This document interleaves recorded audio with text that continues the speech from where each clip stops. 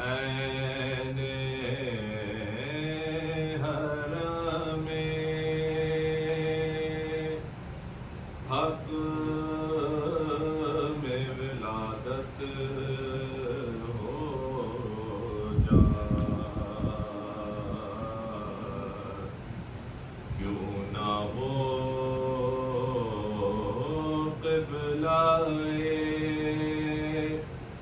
ارباب ارادت ہو جائے، کیوں نہ ہو قبلہ ارباب ارادت ہو جائے۔ اس کی خود اپنی عبادت کی ادا کیا ہوگی، اس کی خود اپنی عبادت کی ادا کیا ہوگی، جس کے چہرے پہ نظر کرنا عبادت ہو جائے۔ نعرہ حیدری، مولا کائنات، نعرہ سلامات، اللہم صلی علی محمد اس کی عین حرم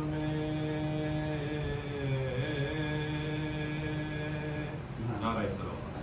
اللہم صلی علی محمد وآل محمد۔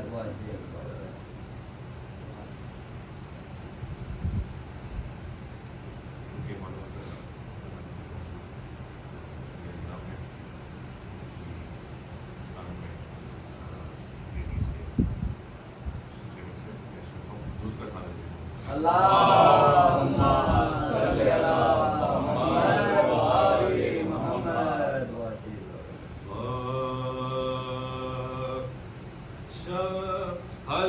حلال مشکلات امیر و غریب تھے،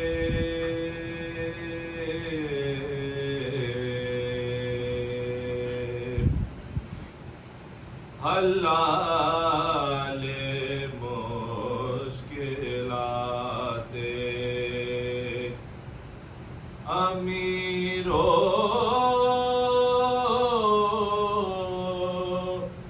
غریب تھے،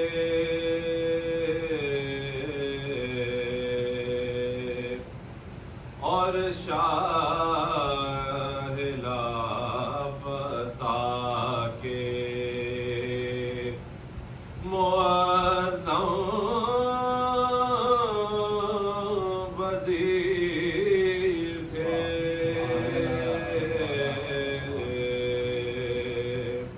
اور شاہ لافتہ کے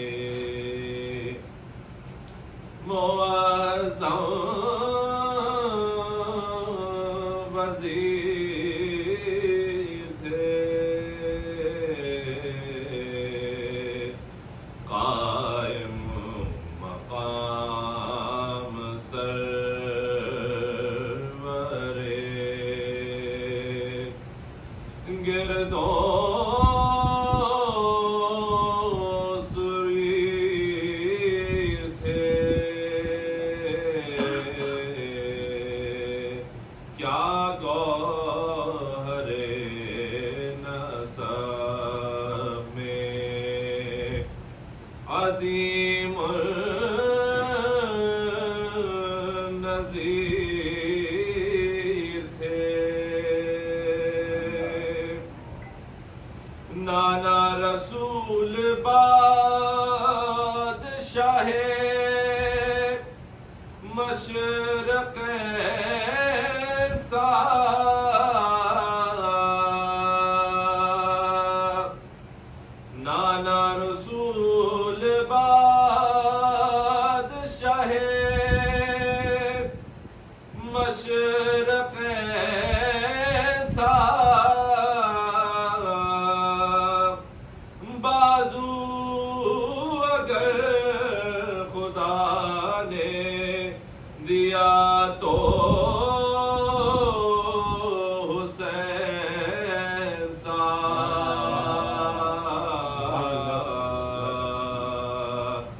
حلال مشکلات اللہم صلی علی محمد و آل محمد.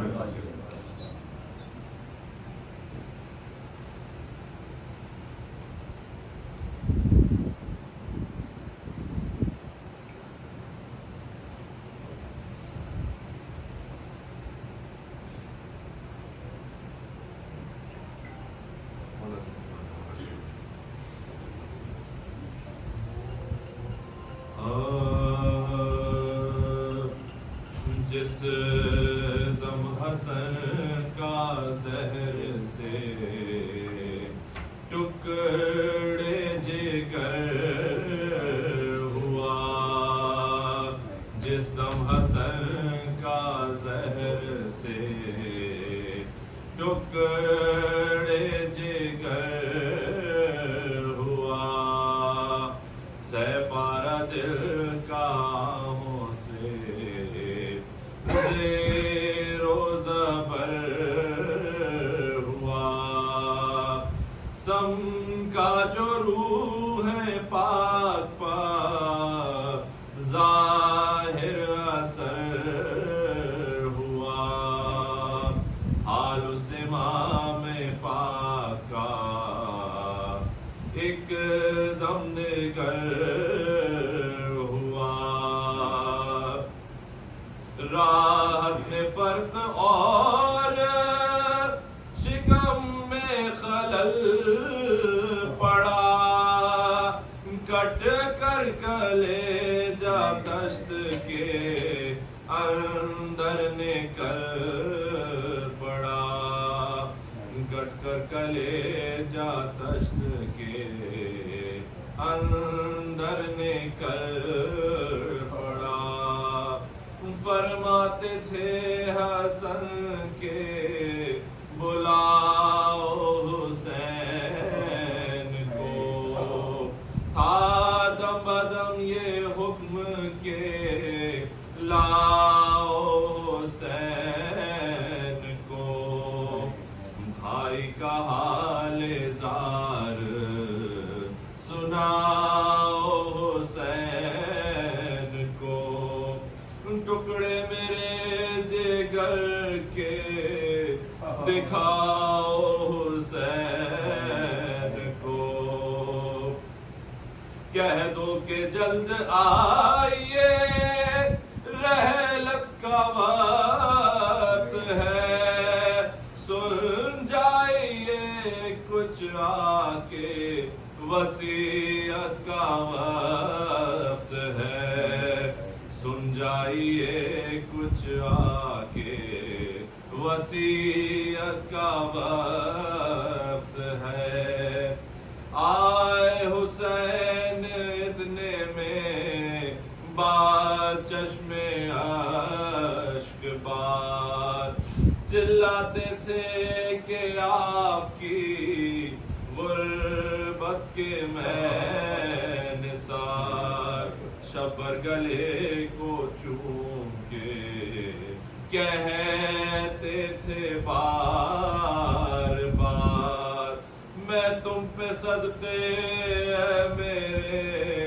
نانا کی یادگار، مجھ سے زیادہ ظلم و ستم تم پہ ہویں گے، ہم قبر میں تمہاری مصیبت پر روئیں گے، ہم قبر میں تمہاری مصیبت پر روئیں گے، بھیا تمہاری گود میں نکلے گا میرا دم، تم دو گے ہم کو غسل و کفن جب مریں گے ہم، ہوگا تمہارے پاس نہ کوئی بجز ظلم،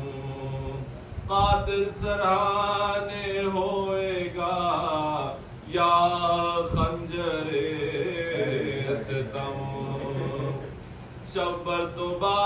مرگ بھی راحت سے سوئے گا لاشا تمہارا گھوڑوں سے پامال ہوئے گا لاشا تمہارا گھوڑوں سے پامال ہوئے گا برپاتا اہل بیت پیمبر میں شور و شین بہنیں پچھاڑے خاک پر کھاتی تھی کر کے بین سینے پہ ہاتھ مار کے چلاتے تھے حسین اب اٹھ گیا زمانے سے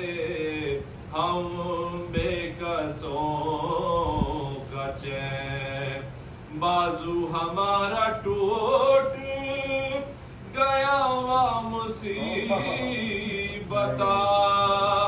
باپا جان سے چھوٹ گیا مصیبتا بازو ہمارا ٹوٹ گیا مصیبتا باپا ہم سے چھوٹ گیا مصیبتا جس دم حسن کا زہر سے ٹکڑے جگر ہوا نعرہ صلوات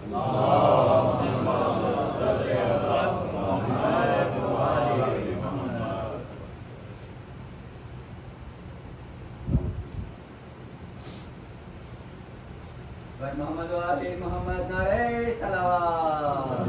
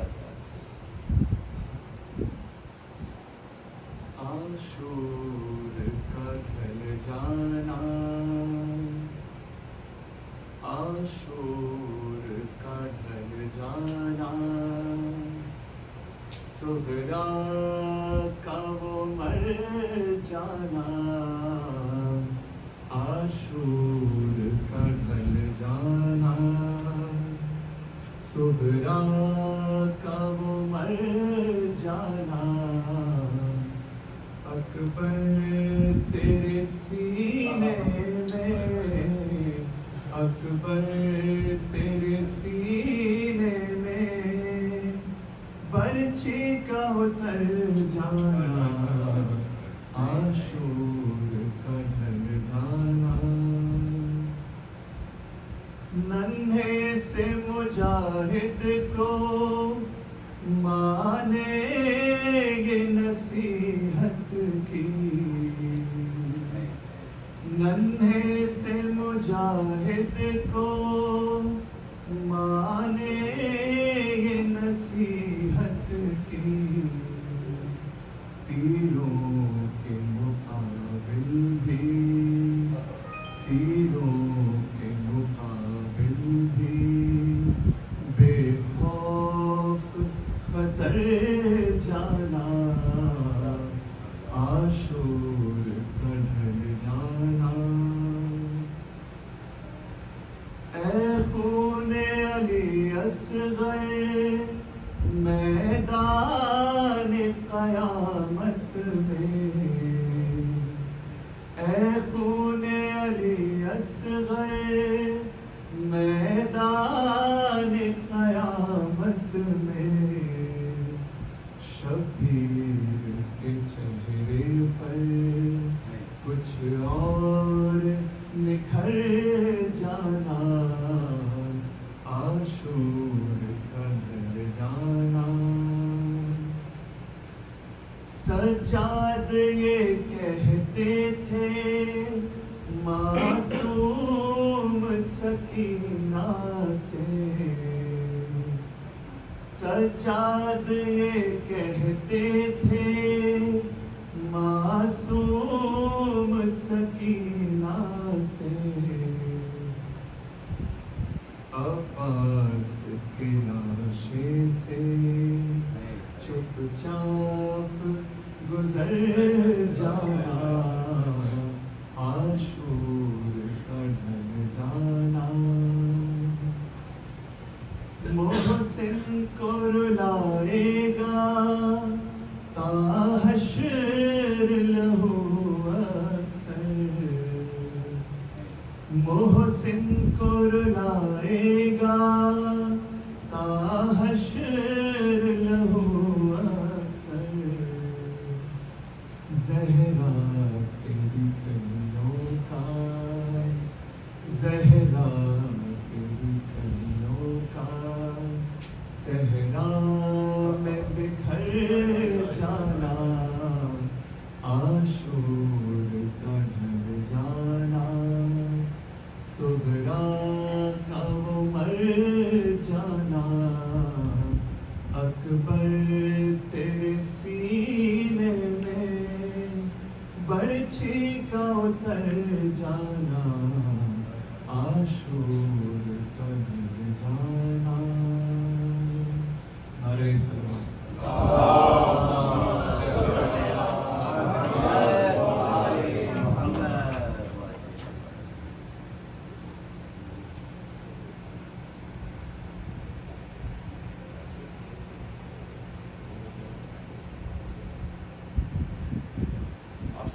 تھوڑا تھوڑا آگے تاکہ باقی بات جو لوگ ہیں تو بابا سے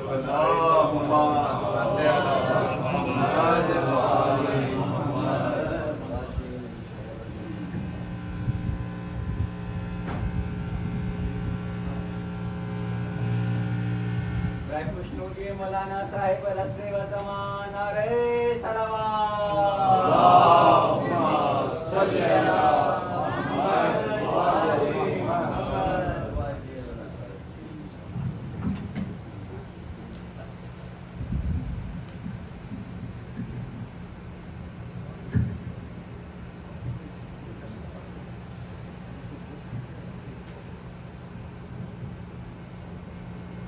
نعرہ صلوات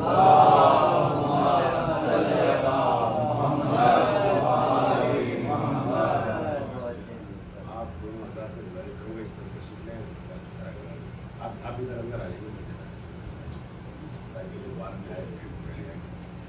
نعرہ حیدری رحم اللہ من قرأ الفاتحہ.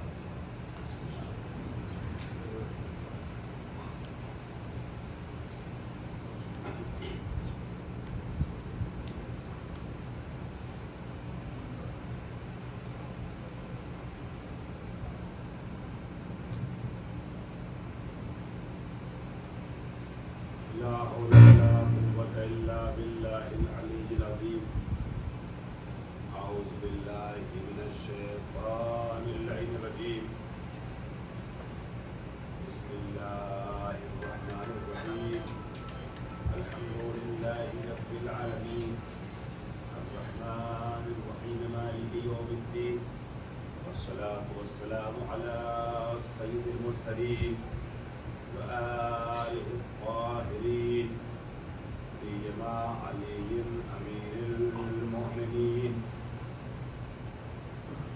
أما بعد فقد قال الله الحكيم في كتابه الكريم بسم الله الرحمن الرحيم هل يستوي الذين يعلمون والذين لا يعلمون صلى الله عليه وسلم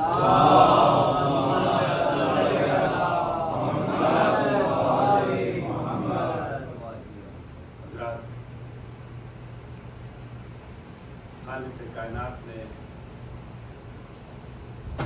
قرآن مجید میں ارشاد فرمایا سورہ زمر کی آیت کریمہ کا ایک حصہ آپ کے بارے پیش کیا میں نے اس میں خالق کائنات سوالیہ انداز میں ارشاد فرما رہا ہے هل يستوي الذين يعلمون والذين لا يعلمون کیا جاننے والے اور نہ جاننے والے یہ دونوں برابر ہو سکتے ہیں مساوی ہو سکتے ہیں عزیزان گرامی سوال ہے کہ عالم اور جاہل یہ دونوں برابر ہو سکتے ہیں ہم پلہ ہو سکتے ہیں ایک جیسے ہو سکتے ہیں مساوی ہو سکتے ہیں عزیزان گرامی اب اس سوال پر ایک سوال یہ ابھرتا ہے کہ خالق کائنات نے پوچھا کیوں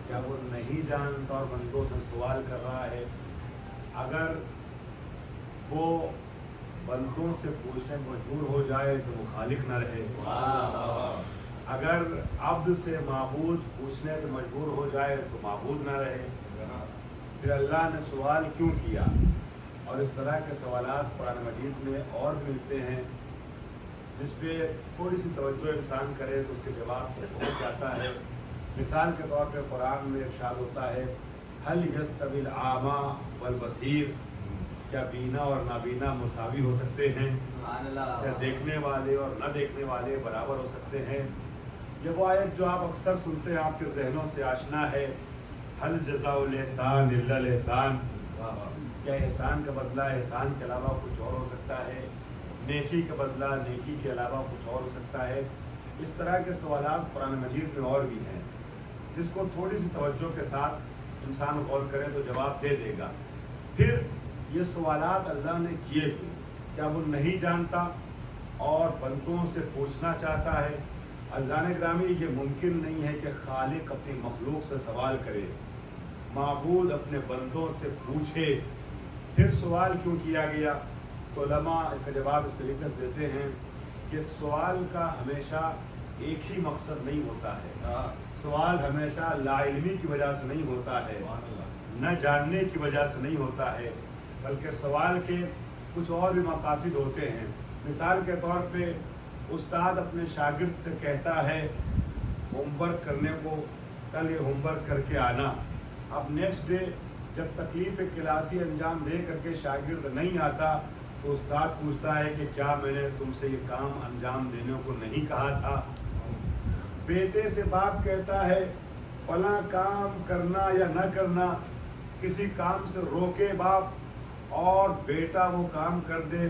تو باپ کہتا ہے کہ کیا میں نے تمہیں فلاں کام سے منع نہیں کیا تھا روکا نہیں تھا تو کیا باپ کو نہیں پتا کہ میں نے منع کیا تھا کیا استاد کو نہیں علم ہے کہ میں نے اس کو ہوم ورک کر کے آنے کو کہا تھا پھر کیوں پوچھا تو عزیزان گرامی سوال کی بہت سی قسمیں ہوتی ہیں عربی میں سوال استفہام کو کہتے ہیں سوال کو کہتے ہیں استفہام استفہام تقریری ہے استفہام انکاری ہے استفہام توبیخی ہے استفہام ادبی ہے استفہام تعدیبی ہے مختلف قسمیں استفہام کی ان استفہاموں میں سے ایک استفہام تقریری ہے اس کا مطلب یہ ہوگا کہ میں تو جانتا ہوں میں چاہتا ہوں تم بھی اپنی زبان سے اقرار کرو میں تو چاہ رہا ہوں میں تو جانتا ہوں میں چاہتا ہوں تم بھی اپنی زبان سے اقرار کرو قرآن مجید میں کئی ایک مقامات پر ایسے ہی استفہام ہیں سوال کا یہی انداز ہے یہاں بھی خالق کائنات ایسا نہیں کہ جانتا نہیں ہے اللہ تعالیٰ خوب جانتا ہے کہ عالم اور جاہل برابر نہیں ہو سکتے ہیں.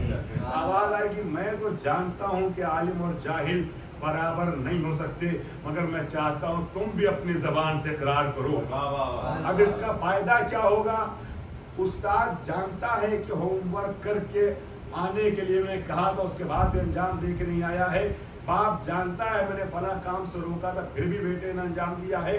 اب شاگرد سے یا بیٹے سے اقرار لینے کا مقصد یہ ہے کہ جب وہ اقرار کر لے گا تب تنبیہ کا حق حاصل ہوگا، تب توبیخ کا حق حاصل ہوگا. یہاں پہ بھی خالق کائنات خوب جانتا ہے کہ عالم اور جاہل برابر نہیں ہو سکتے. وہ کہتا ہے کہ میں تو جانتا ہوں کہ عالم اور جاہل مساوی نہیں ہو سکتے، میں چاہتا ہوں تم اپنی زبان سے اقرار کرو کہ عالم اور جاہل برابر نہیں ہو سکتے ہیں. اور جب تم اپنی زبان سے اقرار کر لو گے کہ عالم اور جاہل مساوی نہیں ہو سکتے، تب مجھے یہ حق حاصل ہوگا کہ تم سے پوچھوں پھر اس کے مقابلے میں جو صاحب منبر سلونی ہے ایسوں کو کیوں لاتے ہو جو 70 مرتبہ لولا کا نعرہ لگاتے ہو.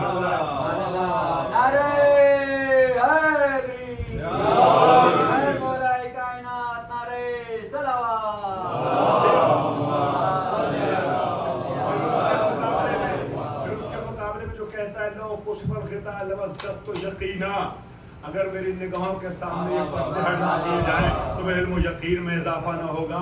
پھر ایسوں کو کیوں لاتے ہو جو کہتے ہیں کہ مجھ سے زیادہ مدینے کی عورتیں شرعی مسائل سے واقف ہیں. پھر اس کے مقابل میں جو پیدا ہو تو دست رسالت میں قرآن سنائے، ایسوں کو کیوں لاتے ہو جو زندگی بھر سورہ بقرہ نہ یاد کر سکے.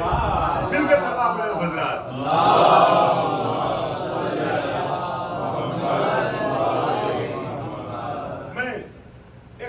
اہم مرحلے تک آپ سب کو لے کے جانا چاہتا ہوں. ایک تمہید استوار کر رہا ہوں. ماشاءاللہ آپ اہل ذوق ہیں، اہل شعور ہیں، اہل فہم ہیں. مجمع کی ایک ایک فرد کی خاص توجہ چاہوں گا. تو عزیزان گرامی، ڈسکشن بحث گفتگو پہلے مرحلے میں نہیں ہے، اصل گفتگو دوسرے مرحلے میں ہے. ٹھیک ہے، تھوڑی سی توجہ سے سب سمجھ جائیں گے کہ عالم اور جاہل برابر نہیں ہو سکتے.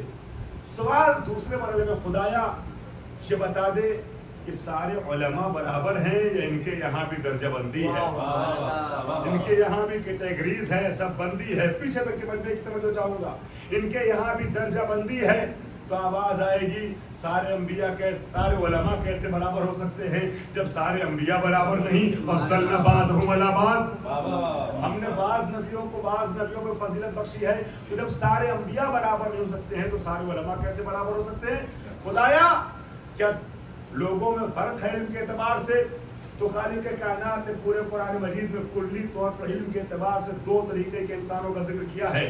پڑھے لکھے مجمع کے حوالے علم کے سلسلے سے قرآنی وادی میں 2 منٹ آپ کو لے کے چلتا ہوا ایک گفتگو پیش کرنا چاہ رہا ہوں، ایک نتیجہ دینا چاہ رہا ہوں. 2-3 منٹ میرے ساتھ قرآنی فضا میں آپ سفر کریں گے تو آپ کو لطف آئے گا عزیزان گرامی. نتیجے پہ اللہ تعالیٰ نے علم کے اعتبار سے 2 طریقے کے انسانوں کا قرآن میں ذکر کیا ہے. ایک ایسا انسان کہ جس کے لیے قرآن میں اعلان ہوا کہ وَاللَّهُ أَخْرَجَكُم مِّن بُطُونِ أُمَّهَاتِكُمْ لَا تَعْلَمُونَ شَيْئًا. خدا نے جب تمہیں تمہاری ماں کے شکم سے باہر نکالا تو تم کچھ بھی نہیں جانتے تھے. یعنی پیدا ہوئے تو جاہل. اور ایک ایسا انسان تھا جب اس کی گفتگو ہوئی تو اللہ نے فرمایا یعلمہم الکتاب والحکمہ، ہم نے علم دے کے بھیجا ہے تاکہ پڑھائے. ایک انسان وہ ہے. دیکھیے اہل بیت کا ذکر کر رہا ہوں، علی کا تذکرہ کر رہا ہوں، عالمی بن کے سننا عزیزان گرامی. اللہ نے فائشہ فرمایا ایک گروہ وہ ہے انسانوں میں کہ جو جاہل پیدا ہوا، اور ایک گروہ وہ ہے جو عالم پیدا ہوا. تو جاہل پیدا ہوا تھا جب اس کے علم کی گفتگو ہوئی تو قرآن نے اعلان کیا وَمَا أُوتِيتُم مِّنَ الْعِلْمِ إِلَّا قَلِيلًا. یہ قرآن پڑھ رہا ہوں. وَمَا أُوتِيتُم مِّنَ الْعِلْمِ إِلَّا قَلِيلًا. تمہیں علم نہیں دیا گیا مگر ذرا سا، علم نہیں دیا گیا مگر تھوڑا سا. اور جو عالم پیدا ہوا تھا جب اس کی گفتگو ہوئی تو اعلان ہوا وَكُلَّ شَيْءٍ أَحْصَيْنَاهُ فِي إِمَامٍ مُبِينٍ.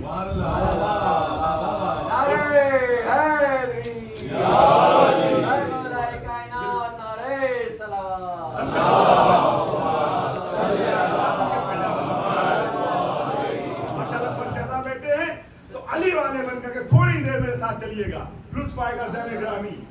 عزیزان محترم، تو ایک گروہ وہ جو جاہل پیدا ہوا اور ایک گروہ وہ جو عالم پیدا ہوا، جو جاہل پیدا ہوا طرف اس کے علم کی گفتگو ہوئی تو قرآن نے کہا کہ تمہیں علم نہیں دیا گیا مگر ذرا سا. اور ایک وہ جو عالم پیدا ہوا جب علم ملا تو پوری کتاب کا. قل کفا باللہ شہیدا بینی وبینکم ومن عنده علم الکتاب، پوری کتاب کا علم دیا گیا. علم الکتاب تو دو گروہ سمجھ میں آیا. ایک گروہ جو جاہل پیدا ہوا، علم ملا تو ذرا سا. ایک گروہ وہ جو عالم پیدا ہوا، علم ملا تو پوری کتاب کا. خدایا دونوں میں کوئی فرق ہے کہ دونوں میں زمین اور آسمان کا فرق ہے. یہ محاورہ نہیں پڑھ رہا ہوں، یہ تاریخ پیش کر رہا ہوں. دونوں میں زمین اور آسمان کا فرق ہے. پورے مجمع کی توجہ دیکھو. جو ذرا سے نکتہ ہوگا وہ بہت ترقی کرے گا، جو ستاروں پہ جائے گا. جو پوری کتاب کا نکتہ ہوگا وہ جب چاہے گا ستاروں کو اپنی ڈیوڑی پہ بلائے گا.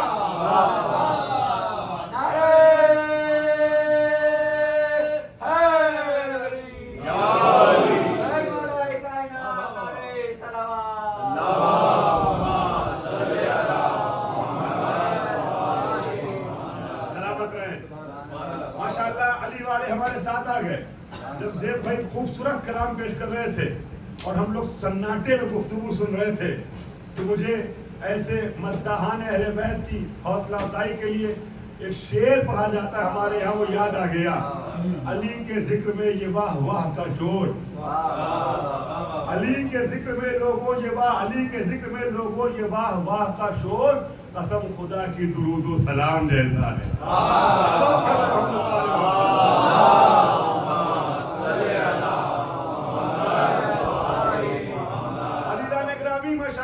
آپ وقت میں آ رہے ہیں تو آپ کی حوصلہ افزائی کے لیے بات کہہ رہا ہوں. مولا کے سلسلے میں نبی نے فرمایا ہے کہ علی کا ذکر جب چھڑتا ہے تو منافق کا چہرہ مرجھاتا ہے، مومن کا چہرہ کھل جاتا ہے. یہ حدیث ہے، یہ کتابت نہ سمجھیے گا شبیب حسینی کی، یہ فرمان پیغمبر ہے کہ ذکر علی سن کے مومن کا چہرہ باغ باغ بشاش ہو جاتا ہے. اللہ اکبر. تو جو ذرا سے نکتہ ہوگا وہ بہت ترقی کرے گا، تو ستاروں پہ جائے گا. جو پوری کتاب کا نکتہ ہوگا وہ جب چاہے گا ستاروں کو اپنی ڈوہری پہ بلائے گا. اب ایک منٹ میں کئی ایک تاریخ سمیٹ رہا ہوں، ایک ایک جملے میں پوری تاریخ ہے. محترم مجمع وہاں تک پہنچے گا. جو ذرا سے نکتہ ہوگا بہت ترقی کرے گا تو ستاروں پہ جائے گا. جو پوری کتاب کا نکتہ ہوگا وہ جب چاہے گا ستاروں کو اپنے دروازے پہ بلائے گا. جو ذرا سے نکتہ ہوگا وہ حسن کمر کی تصویریں پڑھے گا. جو پوری کتاب کا نکتہ ہوگا وہ چاند کو اپنی انگلیوں کے اشاروں کو حصوں میں تقسیم کرے گا. جو ذرا سے نکتہ ہوگا وہ سورج کے اعتبار سے اپنے ٹائم ٹیبل اور نظام الاوقات کو مرتب کرے گا. جو پوری کتاب کا نکتہ ہوگا وہ اپنی سہولت کے اعتبار سے سورج کو نکالے گا اور غروب کرے گا. جو ذرا سے نکتہ ہوگا وہ میووں کے حصول کے لیے درختوں میں جانے کی پوری تاریخ ہے کہ جملے میں. جو ذرا سے نکتہ ہوگا وہ میووں کے حصول کے لیے درختوں پہ جانے کی تگ و دو کرے گا. جو پوری کتاب کا نکتہ ہوگا اس کی مرضی ہوگی تو درخت چلتا ہوا آئے گا، اپنی ٹہنیاں جھکا کے میوے اس کے ہاتھوں کے حوالے کرے گا. جو ذرا سا نکتہ ہوگا وہ وقت ضرورت پہاڑوں کی پناہ میں جائے گا. جو پوری کتاب کا نکتہ ہوگا اگر وہ ارادہ کرے گا تو پہاڑ اپنی جگہ سے حرکت کرتا ہوا نظر آئے گا. جو ذرا سا نکتہ ہوگا وہ سونے کے حصول کے لیے اپنا سونا حرام کر دے گا. جب پوری کتاب کا نکتہ ہوگا اس کا ارادہ ہوگا تو یہودی کے مکان کی دیواریں سونے میں بدلتی ہوئی نظر آئیں گی. جو ذرا سے نکتہ ہوگا، جو ذرا سے نکتہ ہوگا وہ جواہرات کے حصول کے لیے دریاؤں کی غوطہ زنی کرے گا. جو پوری کتاب کا نکتہ ہوگا اس کے ہاتھوں کے دھول جواہر بنتے ہوئے نظر آئیں گے. جو ذرا سے نکتہ ہوگا وہ قالینوں میں تصویر شیر بنائے گا. جو پوری کتاب کا نکتہ ہوگا وہ مجسم شیر بنا کے سامنے لائے گا. جو ذرا سے نکتہ ہوگا وہ بہت ترقی کرے گا تو 14 صدیوں کے بعد آسمانوں میں جانے کے راستے ڈھونڈے گا. جو پوری کتاب کا نکتہ ہوگا وہ 14 صدیوں پہلے قاب و قوسین کو اپنی جوتیوں سے رون کے آئے گا.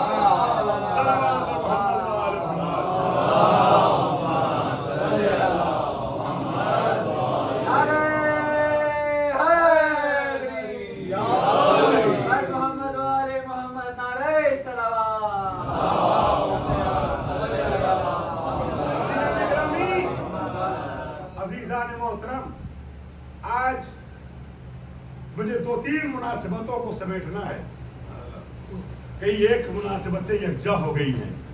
जो जरा असर रखता होगा वो समावात पे जाने के रास्ते ढूंढेगा। 14 सदियों बाद जो पूरी किताब का इल्म रखता होगा वो 14 सदियों पहले काबा कौसैन को शब मेराज अपनी जूतों से रौंद के आएगा। लोग अच्छा, हम जब जिक्र करते हैं नबी का, ये नबी का तो जिक्र है, अच्छा नहीं है, जो अल्लमहुल किताब वल हिकमत से लेकर काबा कौसैन तक सब मैंने नबी पढ़ा है। ये अलग बात है जब हम नबी का जिक्र करते हैं तो लोग समझते हैं कि अली का जिक्र हो रहा है।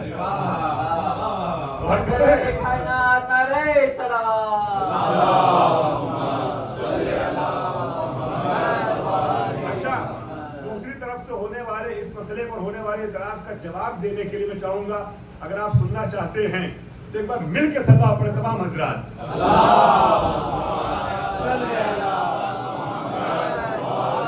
सलामत रहिए, बहुत खूबसूरत सुन रहे हैं आप अजीजान इकरामी।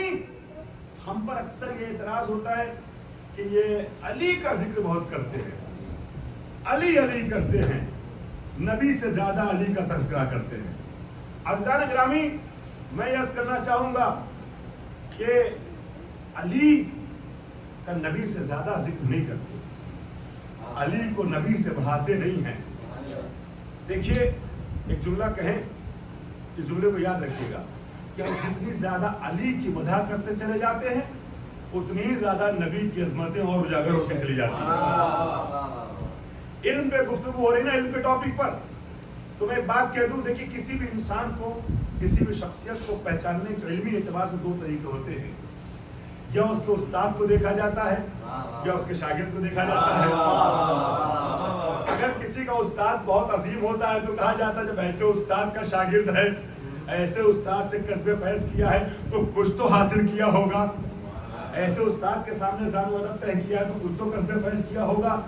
और जब किसी का शागिर्द बड़ा अजीम होता है तो कहा जाता है जब शागिर्द ऐसा है तो उस्ताद कैसा होगा। अली और नबी वालों तवज्जो है, जब शागिर्द ऐसा है तो उस्ताद कैसा होगा ये कहा जाता है, नहीं कहा जाता है।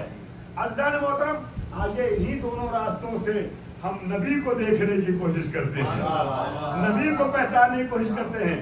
अब हमने नबी के उस्ताद को देखना शुरू किया तो हमें तमाम आलम मादी में, तमाम दुनिया इंसानियत में कोई एक शख्स ऐसा न मिला जो सामने आके ये कहे कि मैंने एक लफ्ज भी नबी को पढ़ाया है।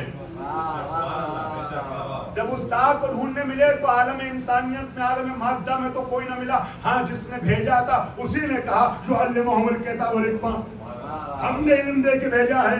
उसी ने कहा रहमान अल्लमल कुरान खलकल इंसान, हमने भेजा बाद में है, पढ़ाया पहले है। उसी ने कहा इक़रा बिस्मि रब्बिकल लज़ी खलक खलकल इंसान मिन अलक़ इक़रा व रब्बुकल अकरम लज़ी अल्लमा बिल कलम, कि उसने भेजने से पहले कलम से पढ़ा दिया। मैं प्लस कर रहा हूँ, इल्म दे के भेजा।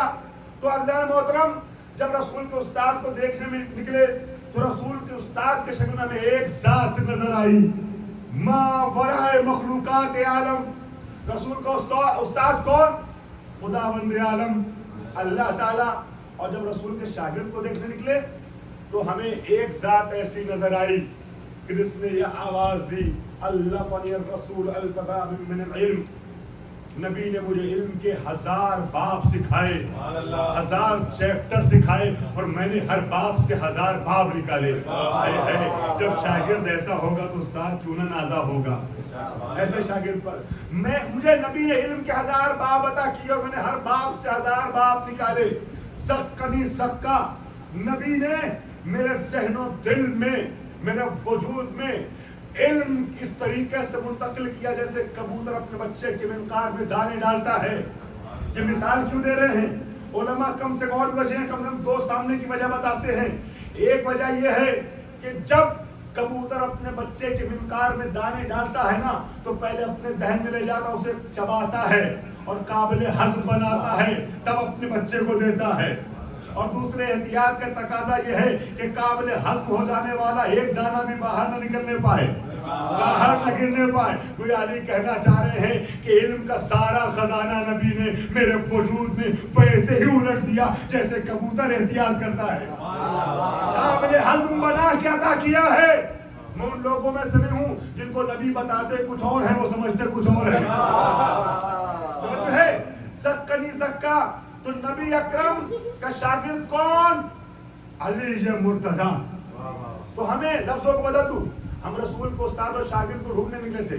رسول کا استاد بھی ایک نظر آیا جس کو کہتے ہیں خالق کائنات. رسول کا شاگرد کون؟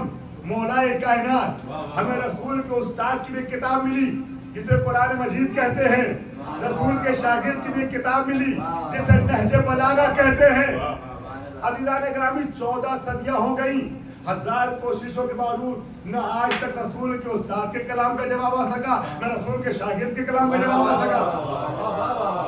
اور جب استاد کے کلام کی بات آئی تو آپ نے علماء سے سنا ہے سورہ کوثر کے جواب میں عرب نے کیا لکھ دیا نیچے چوتھا مصرع ما ھذا کلام البشر.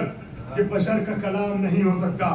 اور جب شاگرد کے کلام کی بات آئی تو شارح نہج بلاغہ علامہ ابن الحدید معتزلی ہمارے معارف نہج بلاغہ عنوان کے تحت 5 لیکچر انٹرنیٹ پہ پڑے ہوئے جو دیکھنا چاہے بعد میں دیکھ سکتا ہے لیکن اس کا ایک جملہ آپ کے حوالے کر رہا ہوں. شرح نہج بلاغہ 11 جلدوں میں سنی عالم دین علامہ ابن ابی الحدید معتزلی نے کی ہے. سنی عالم دین 11 جلدوں میں یعنی تک اور ہر جلد 1200 صفحے کی تقریباً 12000 پیج پر شرح نہج بلاغہ عالم سنہ. ایسے تو نہج بلاغہ کی 300 شرح ہوئی ہیں لیکن سب سے مشہور شرح معتزلہ فرقے کے عالم علامہ ابن ابی الحدید معتزلی کی ہے. میں نے کیا کہا کہ نہ اللہ کے کلام کا جواب آ سکا نہ علی کے کلام کا جواب آ سکا. اللہ کے کلام کے لیے عرب نے لکھا ما ھذا کلام البشر اور علی کے کلام کی جب بات آئی تو شارح نہج بلاغہ اس کی اپنی شرح کے اپنی کتاب کے مقدمے میں تحریر کرتے ہیں نہج بلاغہ کے لیے ھذا الکلام الذی ما دون کلام الخالق وما فوق کلام المخلوق.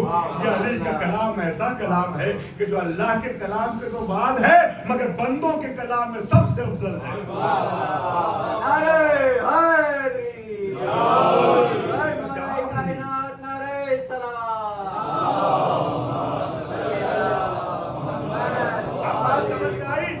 جب کسی کا شاگرد عظیم ہوتا ہے تو کہا جاتا ہے جب ایسا شاگرد ہے تو استاد کیسا ہوگا. اب جتنی بھی زیادہ علی کی تعریفیں ہوتی چلی جائیں گی اتنی ہی نبی کی عظمتیں اجاگر ہوتی چلی جائیں گی. جب شاگرد ایسا ہے تو استاد کیسا ہوگا. صلوات پر محمد و آل محمد.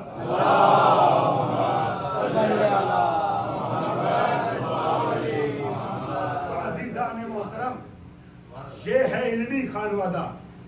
یہ سب کے سب عالم ہیں. چونکہ مجھ سے پہلے سوسخانی میں ورثہ خانی میں برادر زیب صاحب نے امام حسن کا تذکرہ کیا تو لہذا میں بھی اسی حوالے سے ذکر امام حسن پہ آ جاؤں. 5-7 منٹ آپ کو روکو ربط مسائل. عزیزان محترم یہ تمہید استوار کر دی میں نے اور اصل مطلب تمہید سے بھی کم ہوگا. علمی اعتبار سے ایک واقعہ آپ کے حوالے کر رہا ہوں. اگر شخصیت امام حسن کے عنوان سے حوالے سے صرف یہی ایک واقعہ انسان غور کر لے تو عظمت حسن سمجھنے کے لیے کافی ہے. نبی اکرم مسجد نبوی میں تشریف فرما ہے.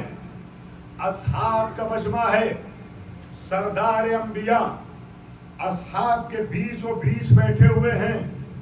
اتنے میں دیکھنے والی نگاہوں نے دیکھا کہ مسجد کے دروازے سے کوئی ایک محترم شخصیت داخل ہوتی ہے. ایک بزرگ داخل ہوتے ہیں. نبی اکرم ان کے سلام کا جواب دیتے ہیں اور اس کے بعد ان کو اپنے پہلو میں جگہ دیتے ہیں. اللہ اکبر. اپنے پاس بٹھاتے ہیں. جس کا احترام نبی اس طریقے سے کرے وہ کوئی معمولی شخصیت کا حامل نہیں ہوگا. وہ کوئی معمولی ذات نہیں ہوگی. پوری توجہ چاہ رہا ہوں. آپ محسوس کریں وہ کون آ رہا ہے جس کا احترام سردار انبیاء کر رہے ہیں. اب وہ آنے والے بزرگ نبی کے پاس بیٹھے. نبی اکرم سے فرمایا, عرض کیا یا رسول اللہ آپ سے کچھ گفتگو کرنا چاہتا ہوں, کچھ سوال کرنا چاہتا ہوں, کچھ مسئلے ہیں جو اس کا جواب دریافت کرنا چاہتا ہوں. نبی اکرم کے زانوں پہ ایک طرف چھوٹا شہزادہ بیٹھا تھا दूसरी जानिब बड़ा शहजादा बैठा था। बड़े शहजादे सिब्त अकबर की तरफ इशारा किया और उस बुजुर्ग से कहते हैं कि इस बच्चे से मेरे सवाल कर लीजिए, अगर आपको जवाब न मिले तो मेरे पास आइएगा। अब वो इमाम हसन की उंगली थामते हैं, चूंकि नबी ने कहा था, सरदार अंबिया ने कहा था, लिहाजा आने वाला खुद मोहतरम था, इसलिए नबी से सवाल नहीं किया। ये बच्चे मैं दर्ज कर रहा हूँ, जब नबी कह रहे हैं तो कुछ समझ के कह रहे होंगे। जैसे उस बुजुर्ग से नबी ने कहा कि हमारे इस बेटे से पूछ ले, सिब्त अकबर से, हसन से सवाल कर लीजिए, अगर आप मुतमईन हो जाते तो ठीक है, वरना मेरे पास आइएगा। अब वो हसन की उंगली थामते हैं। मैक्सिमम 7 और 8 साल का बच्चा है, तो जो चाह रहा हूँ, उंगली पकड़ करके साइड में ले जाते हैं। थोड़ी देर तक उन बुजुर्ग और इमाम हसन के दरमियान कुछ गुफ्तगू होती रहती है। अज़ीज़ान मोहतरम, जब गुफ्तगू खत्म हो जाती है तो उसके बाद वो रसूल अकरम के पास वापस आते हैं। हसन अपनी मसनद पे बैठते हैं, तो अच्छा नहीं है, वो बुजुर्ग अपनी जगह बैठते हैं और उसके बाद हुजूर से कहते हैं, या रसूल अल्लाह, अगर इजाजत हो तो मैं जाना चाहता हूँ। नबी ने पूछा, आपको आपके सवाल का जवाब मिल गया? नबी भी आप कह के गुफ्तगू कर रहे हैं, इज्जत और एहतराम से गुफ्तगू कर रहे हैं। आपको आपके सवालों का जवाब मिल गया? आने वाले बुजुर्ग ने कहा, या रसूल अल्लाह, मुझे अपने सवालों का जवाब मिल गया। अब उसके बाद वो नबी से सलाम दुआ करके वापस चले जाते हैं। जब वो चले जाते हैं तो असहाब के ज़हन में सवाल उभरता है, या रसूल अल्लाह, ये कौन थे जिनके एहतराम में आप अपनी जगह से उठे, उनको अपने पहलू बिठाया, मगर उन्होंने जब सवाल किया तो बच्चे के हवाले कर दिया। वो आने वाला बुजुर्ग समझ रहा था ये बच्चा नहीं है, मगर हर वक्त नबी के बज़्म में बैठने वाले बुढ़े ये बात ना समझ सके कि ये बच्चा नहीं है। तवज्जो चाह रहा हूँ, ये सरदार जन्नत है, ये वारिस इल्म पैगंबर है, ये वो है कि जिसके दरवाजे पे अर्ज़ सलाम के लिए फरिश्ते आते हैं। अब नबी से साहब ने पूछा, रसूल अल्लाह, ये कौन बुजुर्ग थे, माजरा क्या है? आपने अपने छोटे से बच्चे के साथ भेज दिया, वो जवाब लेके चले भी गए और आपसे कुछ पूछा भी नहीं। सुनो क्या अज़ीज़ो, मैं कोई मजलिस का नुक्ता नहीं पेश कर रहा हूँ, मगर नाम लूंगा तो आप बज़्म में आ जाएंगे। अज़ीज़ान ग्रामी, आपने कुरान मजीद में किसी उल अज़्म पैगंबर, 1.25 लाख नबियों में 5 सबसे बड़े नबी जो हैं, उन उल अज़्म पैगंबरों में से एक पैगंबर का वाकया सुना होगा कि जब उनको ये ख्याल आ गया कि अल्लाह ने मुझे साहिब किताब बना के भेजा है, मैं आलिम हूँ, आलिम इल्म लदुन्नी हूँ, मेरे पास बड़ा खजाना इल्मी है, तो अल्लाह ने भेज दिया अपने दूसरे आलिम के पास, है। जाओ उसकी शागिर्दी इख्तियार करो। उल अज़्म पैगंबर इतना बड़ा उस नबी के साथ, उस आलिम के साथ गुजारा न कर सका और उस आलिम को कहना पड़ा, चले जाओ मेरे पास से, लन तस्तैया माई सबरा, तुम मेरे साथ इल्म मारिफत की वादी में सफर करने के लायक नहीं हो। हाय हाय हाय, मुझे माफ कीजिएगा, बात समझाना है, उर्दू की तंगी की वजह से ये अल्फाज इस्तेमाल कर रहा हूँ, वरना दोनों बड़ी शख्सियतें, इन अल्फाज का इस्तेमाल भी वजह नहीं है ऐसी शख्सियतों के लिए, मगर बात पहुंचाना चाह रहा हूँ, कुरान का तर्जुमा कर रहा हूँ। लन तस्तई माया सबरा, तुम हमारे साथ सब्र नहीं कर सकते। 3 बार टोका, तीनों बार कहा जाओ, और आखिर में जब तीसरी बार भी नहीं रुक पाए, सारी आयतें यहाँ महफूज हैं, मगर मैं जानबूझ करके मुबहम बना के चल रहा हूँ, अभी नाम नहीं ले रहा हूँ, नाम को बचाए हुए सुनिएगा। तीसरी बार कहते, हादा फराकुम बैनी व बैनकुम, तुमने 3 बार मोहलत मांगी, उल अज़्म पैगंबर से कहा मैंने 3 बार मोहलत तो दे दी, मगर तीसरी बार फिर तुमने मेरे काम पे टोक दिया, तो जाओ, हादा फराकुम बैनी व बैनकुम, ये हमारा और तुम्हारे दरमियान फिराक की जगह आ गई है, जुदाई की जगह आ गई, मगर सुनते जाओ तीनों जवाब जिस पे तुमने इतराज किया था, वो सब कुरान मौजूद है। अब जुमला सुनिएगा, जिसके पास उल अज़्म पैगंबर नबी इतना बड़ा आलिम जाता है और उसके कमाल इल्मी के आगे ठहर नहीं पाता, وہ ذات ہے جو نبی کے پاس آتی ہے، نبی سے کہتی ہے مجھے مسئلے پوچھنے ہیں، نبی نے کہا حسن کے پاس جاؤ، جب چلی جاتی وہ ذات اصحاب پوچھتے یا رسول اللہ یہ تھے کون؟ نبی نے کہا یہ موسیٰ کے استاد خضر تھے۔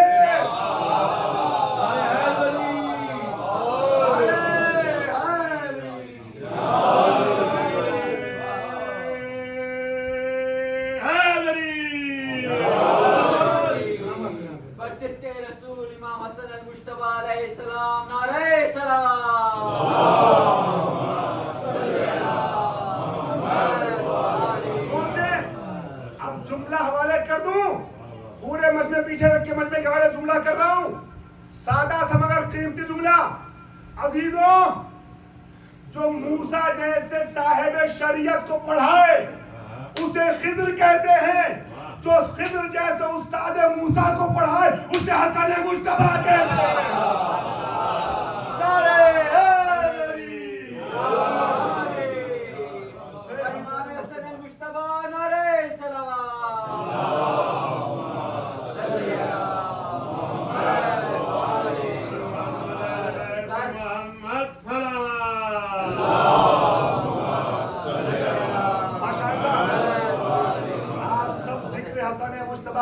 میں آ گئے تو میں تفصیلی مطالب کو چھوڑتے ہوئے بس آخری بات کہہ کے ربط مسائل لے لوں۔ عزیزان گرامی، تاکہ اس طریقے سے آپ مسائل میں چل رہے ہیں ویسے ہی مسائل تک ہم وارد ہو جائیں۔ عزیزان محترم، عظمت حسن کو محسوس کیا یہ خضر کے حوالے سے۔ اب ذرا صحابیوں کی تاریخ کے اعتبار سے بھی جملہ بیان کرتا ہوں 2 منٹ کے اندر۔ ربط مسائل، تاریخ نبوت میں، تاریخ اسلام میں ایک بڑی شخصیت، ان کا بھی نام ابھی نہیں لے رہا ہوں، واقعی کے اینڈ میں نام خود آ جائے گا یا میں نہیں لوں گا تو آپ کو سمجھ جائیں گے۔ بہت بڑی شخصیت، ان کی اپنی وائف سے کچھ انبن ہو گئی۔ کس چیز کو لے کے؟ فضیلت کو لے کے جھگڑا ہو گیا، اختلاف ہو گیا، کنٹروورسی ہو گئی، 2 گروپ بن گئے۔ توجہ چاہ رہا ہوں۔ اب ہسبینڈ صاحب کہتے ہیں، شوہر نامدار کہتے ہیں میں تم سے افضل، زوجہ محترمہ کہتی ہیں میں آپ سے افضل، دونوں اپنے کو افضل بتا رہے ہیں اور دونوں اپنی اپنی دلیلیں دے رہے ہیں۔ یہ کہتے ہیں کہ میں تم سے افضل اس لیے کہ میں نبی کا بہت پرانا صحابی ہوں، میں بہت پہلے اسلام لایا تھا۔ وہ کہتی ہیں میں آپ سے افضل اس لیے کہ جو اسلام کی پہلی ہجرت ہوئی تھی اس میں چنندہ خواتین میں حبشے کی طرف ہجرت کرنے والی کر کے جانے والی مسلمان میں تھی۔ توجہ چاہ رہا ہوں۔ یہ کہتے ہیں کہ میں نبی کے ساتھ غار حرا میں رہا، توجہ ہے، ذہن پہنچ گیا، میں نے ہجرت کی نبی کے ساتھ، مجھے نبی کے ساتھ رہنے کا شرف حاصل ہوا۔ وہ کہتی ہے میں نبی کے گھر میں رہی، میں نے نبی کی بیٹی کی، نبی کے گھر والوں کی خدمت کی ہے، ان کے ساتھ رہنے کے ساتھ باتیں ہوتی رہی، بحث ہوتی رہی، نتیجتاً نہ یہ مطمئن ہو پائے ان کی بات سے نہ وہ ان کی بات سے، اختلاف کرتے کرتے واقعہ پیش کر رہا ہوں، کوئی لطیفہ نہیں ہے۔ نبی کے پاس آ کے دونوں، اور عزیزان گرامی تاریخ نسواں کی بڑی عظیم خاتون ہے جناب اسماء بنت امیس، اس وقت فلاں صاحب کی بھی شریک حیات تھی۔ جناب اس اسماء سے گفتگو ہو رہی، بحث ہو رہی ہے۔ عزیزان محترم دونوں نبی کے سامنے ہیں، نبی نے دونوں کو غضب کے عالم میں دیکھا، ٹھیک ہے، اچھے کام پر فضیلت کی کوشش ہو رہی ہے، برتری کی کوشش ہو رہی ہے۔ نبی اکرم نے کہا کیا بات ہے، ماں بالکما، تمہیں کیا ہو گیا، تم لوگ کیوں اس طریقے سے ہو؟ تو بتایا یا رسول اللہ آپ ہی فیصلہ کیجئے، ہم افضل یا میری بیوی افضل، میری شریک حیات افضل؟ یہ کہتی یہ افضل اس وجہ سے، میں کہتا ہوں میں افضل اس وجہ سے۔ عزیزان گرامی 2 بڑی شخصیتیں، ایک صنف رجال میں اسلام کی بڑی شخصیت، ایک صنف نساء میں اسلام کی بڑی شخصیت۔ آخری جملہ فضائل کا، ان دونوں میں آپس میں اختلاف ہو رہا، یہ کہتے ہیں ہم افضل، وہ کہتی ہیں ہم افضل۔ نبی اکرم نے اپنے ایک شہزادے کے ذریعے سے ان دونوں کے درمیان معیار برتری کو طے کر دیا۔ ابھی نبی سے یہ اپنی باتیں بیان ہی کر رہے تھے، ہم افضل، یہ افضل، ہم افضل، یہ افضل کی باتیں ہو رہی تھی کہ ادھر سے عزیزان گرامی نبی کا بڑا شہزادہ گزرا. جیسے ہی حسن کو دیکھا نا، حسن کو دیکھ کے نبی نے جواب دیا کون افضل ہے؟ کہ سنو اے میرے صحابی، نام لیا فلاں صاحب کا، آپ سب کے ذہن میں نام آ گیا. سنو یہ تمہاری بیوی تم سے کہیں افضل ہے. حیدریوں غدیریوں مسلسل 100 کلومیٹر کا سفر کر کے مجلسیں پڑھ رہا ہوں. کل بھی دن میں یہاں مجلس پڑھ کے گیا بے ایریا میں، سیکرامنٹو میں رات مجلس پڑھی، ابھی مجلس پڑھا ہے، رات میں پھر 50 میل دور جانا ہے. مسلسل میری آواز ساتھ نہیں دے رہی ہے، مگر آپ نے پچھلے جملے میں میرا بہت ساتھ دیا. آپ کی سماعت بھروسہ کرتے ہوئے جملہ حوالے کر رہا ہوں. نبی نے کہا کہ سنو تم جتنا اپنے کو افضل سمجھتے ہو اس سے کہیں زیادہ افضل تمہاری بیوی ہے. اگر ہم آپ ہوتے چھوٹے موٹے مسلمان تو یہ سوچ کے واپس ہو جاتے بھائی نبی نے کہہ دیا ہوگی وجہ. مگر وہ بڑے صاحب تھے، انہوں نے نبی سے دلیل پوچھی، یا رسول اللہ یہ میری بیوی اسما بنت امیس یہ مجھ سے افضل کیسے ہو گئی؟ نبی نے جواب دیا عظمت حسن پہ تم سب مل کے سبا پڑھو گے ہزاروں جب جملہ حوالے کروں گا. نبی اکرم کہتے سنو تمہاری بیوی تم سے افضل اس لیے ہے کہ